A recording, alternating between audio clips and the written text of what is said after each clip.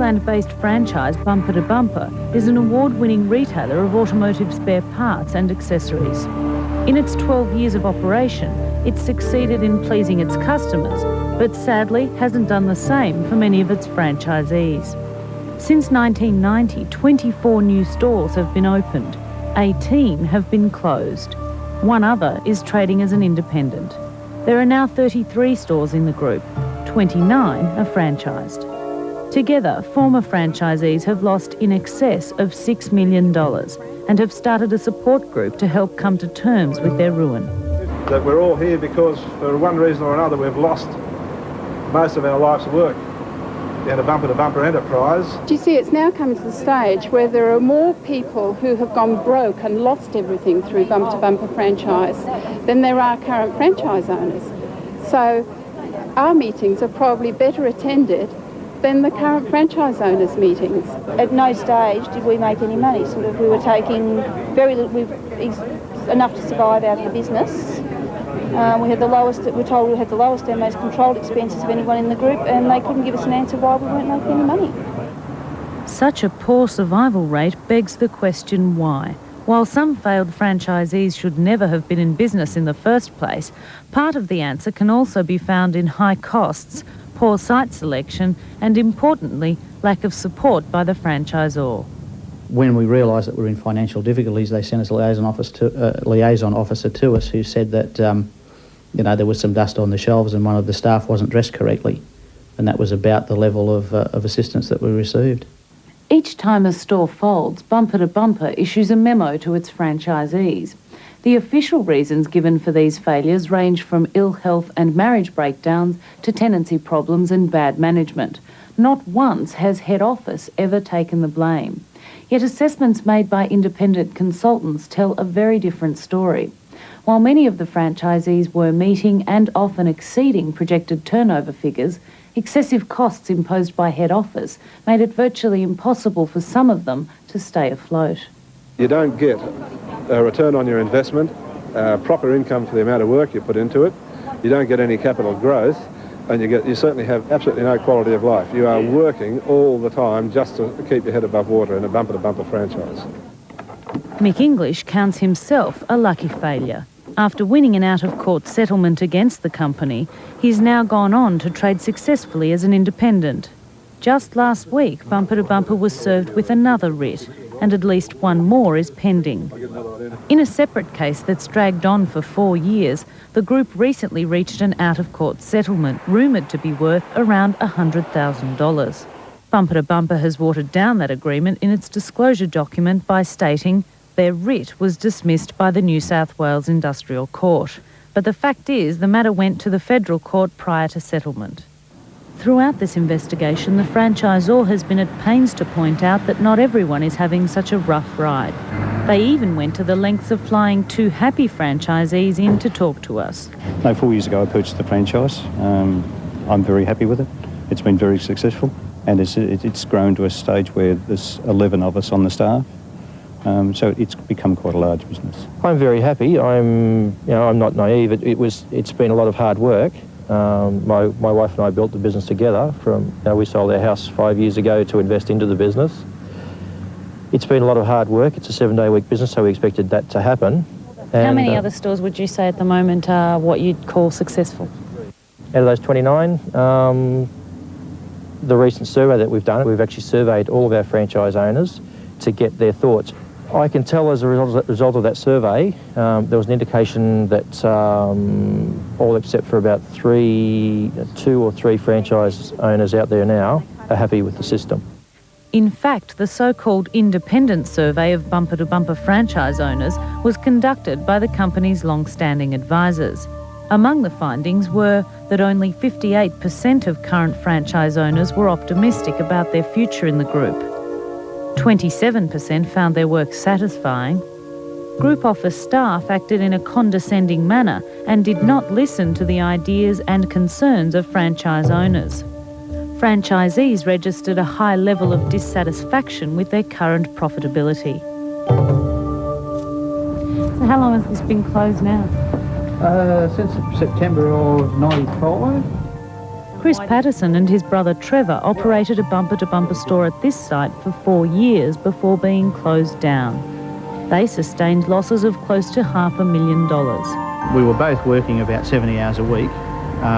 The shop could support a remuneration of about $500 a week for one person. So it turned out that one of us was on the dole, working 70 hours a week, and the other person was taking $500. So it was just, ridiculous. Realising that the store could not support two owners, Chris sold his share to his brother. 2.5 years later, Bumpa-to-Bumpa is chasing Chris for the debts of the business. I had absolutely no input to the business at all for over 2 years. So why are they chasing you? Well, basically, I suppose that they've realised that my brother's virtually bankrupt. He has no assets, no money, no nothing after being involved with Bumpa-to-Bumpa. Within the first year of operation, a Red Rooster outlet was opened, obscuring the view of the shopfront from the street and wiping out much of the passing trade. The Pattersons were offered another site at $60,000, which they clearly couldn't afford. Head office provided no financial assistance. 2 years into their franchise term, Bumpa-to-Bumpa opened another outlet just 2 kilometres down the road. That site didn't work either.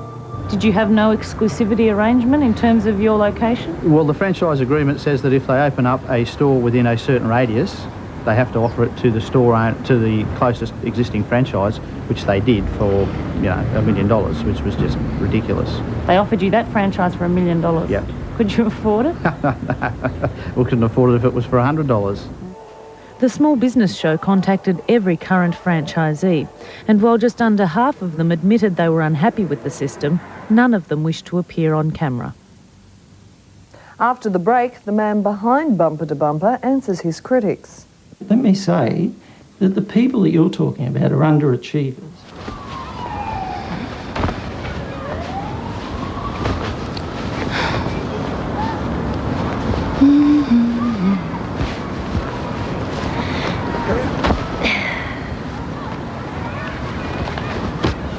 Why hasn't anyone invented a clothesline that doesn't need pegs?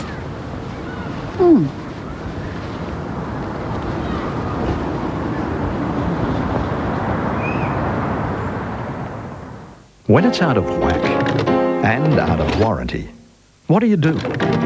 Now there's an answer. Introducing the repair shop at Tandy Electronics Stores. Just call us on 1-800-506-605. We'll tell you whether you should bring it in, about how much it'll cost, and how soon you'll get it back. We repair most major brands, even the more stubborn ones. The Repair Shop. It's your local Tandy Electronics store. You've got questions, we've got answers. In today's world, everyone needs financial assistance, but it's important to have an accountant who suits you and your problems. In fact, if you or your company needs down-to-earth, practical financial advice in language that you can understand, then come down from the clouds. Meet an accountant who's a member of the National Institute of Accountants. Practical advice, practical solutions. Phone 1-800-625-625. Shoplifters beware. This is about the size of the new VidGuard hidden cameras in stores everywhere. You can't see the cameras, so watch out for this sign. Call 1-800-675-338 for VidGuard protection from as little as 75 cents a day. Buy now on 12 months interest-free terms at Harvey Norman. Absolutely no interest to pay for 12 months. Buy an ensemble, bedroom setting, sheets, pillowcases, continental quilt, curtains and much more. This is a limited offer, 12 months interest-free terms. At Harvey Norman. On 60 Minutes, the kids who grew up in England's House of Horrors. Imagine your worst nightmare. While they slept, their parents murdered and tortured. Your father had asked you to dig Heather's grave. I just hated him. Now, their chilling story of how a community ignored their pleas for help. I cried all the time. Also, Jeff McMullen at the spectacle of Pushkar. Out here in the hot sandy desert. The greatest animal show on earth. Toyota presents 60 Minutes, 7:30 tonight. Well, basically, we get different products from different suppliers. Bruce Peters opened the first Bumpa-to-Bumpa store in Ipswich in 1973. He started franchising in other parts of Queensland 11 years later. According to Australian Security Commission records, the main operating company, Bumpa-to-Bumpa Automart, last year posted a loss of $267,000. Would you call Bumpa-to-Bumpa a success story now, Yes. 10, 12 years later? Yes, I would. Success often needs to be defined, but fundamentally I think if you're a small business these days and you extend past 10 years, you're a success. 18 Bumpa-to-Bumpa stores have closed down and one has gone independent. Would you consider that a success? Well, that's not the right information. We've had 19 closures from our reckoning since 1990, but they're not failures. You know, I think you need to understand the difference between a closure and a failure. Businesses close for all sorts of reasons, and in fact of those 19, 11 of them were just closures due to health and other reasons such as family reasons, marriage reasons, sometimes a landlord reason. Let me say that the people that you're talking about are underachievers. Among the people Bruce Peters labels underachievers are Brian and Robin Ward. They operated a Bumpa-to-Bumpa store in Wollongong for 2 years before being closed down. They lost $300,000. They put Peter Latchford through most of the stores, I think, in the group to do a sort of an independent survey. And the report that came back from Peter Latchford in our situation was quite good. He said, look, now, these people are ideal franchisees, but they're in desperate trouble and they need some help, and you've got to help them. Bumpa-to-Bumpa responded to that report with a commitment to inject $30,000 into their store. The money never arrived. Although some franchisees have been given fee relief from the franchisor, others are offered little help when they're in trouble and must continue to pay an advertising levy of 3% and a servicing fee of 4% of annual turnover. OK, that 4% a year that they pay to you, what is that spent on? Well, it's spent on providing services. We have 17 people here that provide services to our franchise owners. What sort of services? Marketing, in-store support, computer support. Computer support, isn't that another $2,500 a year? Yes, there is a fee for computer support, yes. In fact, Bumpa-to-Bumpa franchise owners pay extra for training, for their signs, and for local advertising, which in many cases can add up to tens of thousands of dollars over and above the 7% they're already obliged to pay head office. And we've had very little trouble with them as a brand. If you have a tenancy problem, isn't it in fact the case that you could just, if that is a profitable store and a well-run store, that it can just be moved somewhere else? Well, it probably theoretically, but there's a lot of costs in moving. If you think about, or if you have a look at one of our stores, you know, we construct it from the ground up. We put the carpets down, we put the lights in, the fixtures and fittings. To move something like that is at least $50,000 to move it. And often people aren't prepared to spend the money. And if that were the case, wouldn't you help the franchisee arrange finance? Well, you're presupposing that it's our issue. It's their business. It's not my business. It's their business. If they were running a good business and it was profitable, why would they not choose to open up somewhere else? Well, you need to ask them. We did just that and found that after desperate attempts to sell their businesses, 13 ex-franchisees walked away empty-handed. 3 others sold their businesses at a loss and 4 more were taken over by the company. In each case, these people were left considerably worse off than they were before they joined Bumpa-to-Bumpa. Well, we were very comfortable. We had a $200,000 house in Toowoomba. We had an $80,000 unit in Brisbane. Well, now we're on the dole. I shouldn't have to be thinking, oh my God, the school wants $36 in fees. You know, how many instalments will they let me pay that off in? In 1991, Bruce Peters published a book expounding the virtues of his franchise system. In that book are testimonials by franchise owners backing up this sentiment. The book is still being sold, despite the fact that 6 of the 11 presented here have since gone broke. Former franchise owner Steve Woodward is quoted here stating, "You just can't go broke in a franchise like this, it's money in the bank." But 3 years later, Steve's business closed. Let's turn to another ex-franchisee, Steve Woodward. He closed down his business and left owing creditors $650,000. And now I believe he's employed here at head office, advising current franchisees about how to run their businesses. If I were a franchisee, I'd find that terribly insulting. He's employed by us, that's true. He doesn't give any advice on financial matters. But I am glad you brought that up, because Steve Woodward is a person that was an exceptional retailer. Exceptional. He made a couple of mistakes, and you only need to make a couple of mistakes. Yes, he went broke. Those things happen. It is his business. It is not our business. Those things happen. In his book, Bruce Peters was confident about his vision for the Bumpa-to-Bumpa group. He was to open 114 stores by 1996 and 250 by the year 2000. 3 Victorian families were to share in that dream. They ploughed hundreds of thousands of dollars into their Bumpa-to-Bumpa stores, but like the one that used to exist here at Fountain Gate, all 3 have since closed down, and Bruce Peters has chosen not to reopen in Victoria. However, his major competitor in Victoria, Autobarn, has been franchising since 1991 and successfully operates 63 stores. Has Autobarn had any stores close? No. And the reason for that, I mean, not that we have had some problem stores. Yes, we have had. I'll be the last one to deny that. But if we have a problem store, we focus on that store and we try to help the franchisee as much as we can to overcome the problem. The responsibility lies at the door of the franchisor for having accepted that franchisee into the fold in the first place. Have you had any litigation against you by your franchisees? I'm very happy to say no, thank God not. And I don't think we would ever allow it to come to that point. While it's clear some franchisees are doing very well at Bumpa-to-Bumpa, the same can't be said for a number of others, including Bruce Peters and his own management team, who themselves have tried to run stores and have been unsuccessful. When franchisees walked away at Roma, Indooroopilly, Mount Gravatt and Coffs Harbour, they took over. In all 4 cases, those stores have since closed. And curiously, 3 other ex-franchisees have gone on to become very successful running other businesses.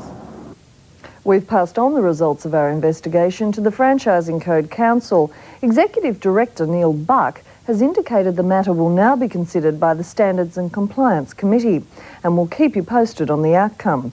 After the break, cracking the E-myth. The E-myth is the entrepreneurial myth.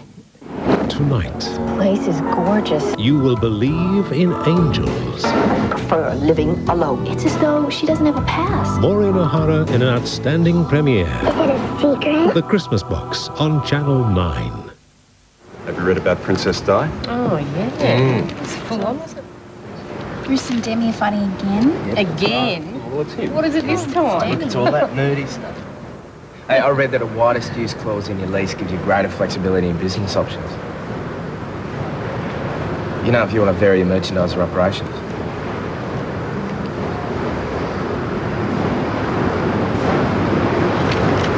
What about Fergie? That's right. Oh, yeah, it's $6 million.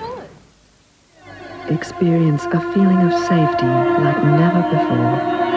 Independent rear suspension for maximum contact with the road. The superior control of anti-lock braking. The first Australian car with the driver's and now passenger airbag. All standard. The Holden Commodore Acclaim. Still the safest Australian family car ever. There's nothing quite like a Holden.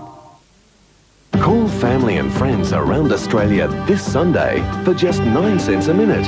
Call Telstra STD anytime this Sunday, and the most you'll pay is 9 cents a minute. So what's the best way to say I love you? Tell him. Tell her. Tell Australia. Telstra STD to anywhere in Australia this Sunday. At just 9 cents a minute, it doesn't cost much to stay in touch. To earn extra Ansett frequent flyer points, just use your Diners Club card. You can earn points towards free flights over lunch or dinner, or by taking a short taxi trip across town, or just by picking up something special for that special someone. It's all very simple. Join Diners Club now and start earning free flights faster. Crunch time for Adam. Gosh, the pressure's on you. Playing for the prizes, the car and the jackpots. So you just sit there cool, calm and collected. Will his life be changed forever? A must-see sale of the century, 7 o'clock Monday on Channel 9. Welcome back. Among the myriad American business books and motivational gurus came one that touched a chord with small business. In his best-selling book, The E-Myth, Michael Gerber exposed the myths of starting your own business, and in a series of seminars is now providing help for you to become a success. I caught up with him at the start of his Sydney tour. The E-Myth is the entrepreneurial myth. And the myth is the belief that people who go into business are entrepreneurs, when in fact most people go into business to create their own jobs. And what we have shown people and our clients over the years is that that's absolutely the opposite of what they need to do.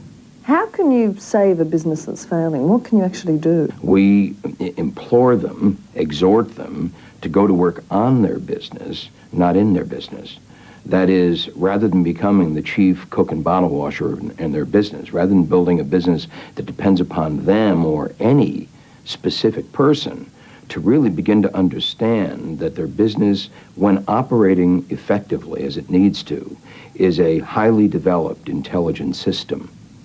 And so we teach them how to create a system which increases sales, increases productivity, increases the joy of everyone in that business. Great businesses, when one goes inside of them, operate systematically. The system runs the business, the people run the system. You note in your new book that since the first book, your own business almost failed. How can that happen to a business guru? Did you stop listening to your own advice? Oh yeah, I took my eye off the ball. I was looking at this and that was happening. And that's such an easy thing to do. I can talk to people about that all the time. I was watching marketing, I was watching this other thing, and I stopped watching money because I had someone, in quotes, who was taking care of that, and he wasn't. And I was astonished when I discovered it. But by the time I discovered it, it was too late. The damage had been done. Now the question was how to correct it. Franchising is the fastest growing area of small business here in Australia, but there are a number of problems, a number of people are getting burnt. What do you think about franchising? Most franchises are simply schemes to expand, but in effect leave all of the thinking and the work to the person who buys the franchise.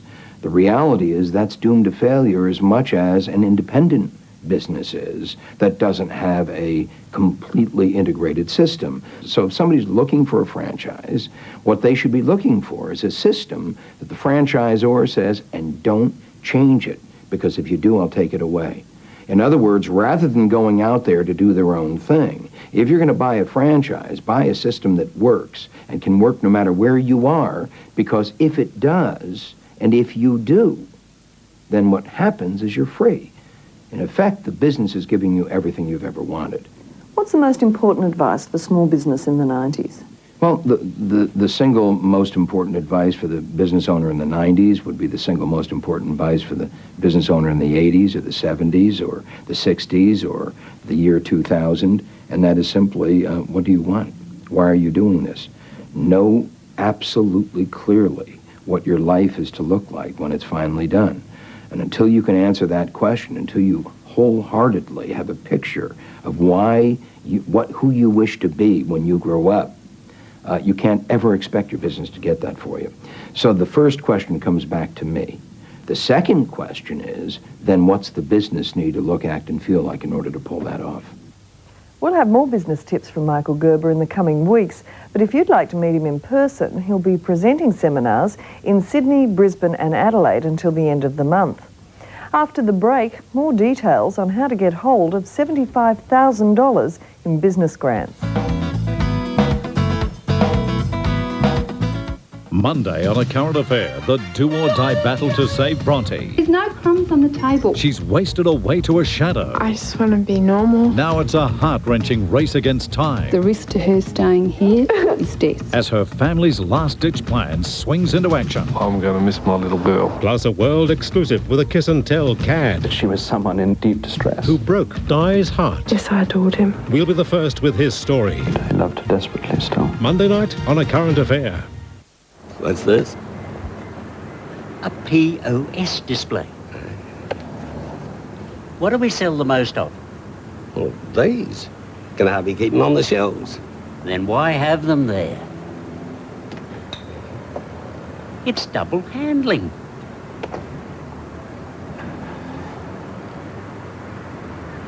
It's just basic marketing, Harry.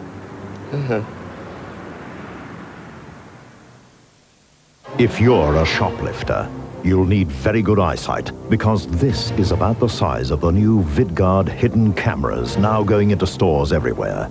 Because you won't see the cameras, you'd better watch out for this sign. It means VidGuard hidden cameras are on duty, so it's just not worth the risk. If you're a shop owner, call VidGuard on 1-800-675-338 and get VidGuard protection for your store from as little as 75 cents a day. If you've ever thought how exciting it would be to drive the brilliant UNOS 30X V6, right now there's even more reason to get excited, with Mazda dealers offering the UNOS 30X complete with ABS brakes, airbag, sunroof, CD, air conditioning and alloy wheels for just $39,990. To take advantage of this special offer, see a Mazda dealer soon and start getting excited. Buy now at 12 months interest-free terms at Harvey Norman. Absolutely no interest to pay for 12 months. Buy an ensemble, bedroom setting, sheets, pillowcases, continental quilt, curtains and much more. This is a limited offer, 12 months interest-free terms. At Harvey Norman. So that's Charles Kingsburn. Smith. Well, where does he think he's going in that thing? New Zealand. Well, I hope he's had his wheat bix. It's the whole wheat grain in Wheat Bix that gives you longer-lasting energy. Welcome back, and just a reminder, the time is running out to get your entries in for our $75,000 Yellow Pages business grants. Ted Whitehead is one viewer who sees the grants as a way to get his business on the road. His motorcycle chauffeuring service is a simple idea which could solve the problem of how to get yourself and your car home after you've had one drink too many.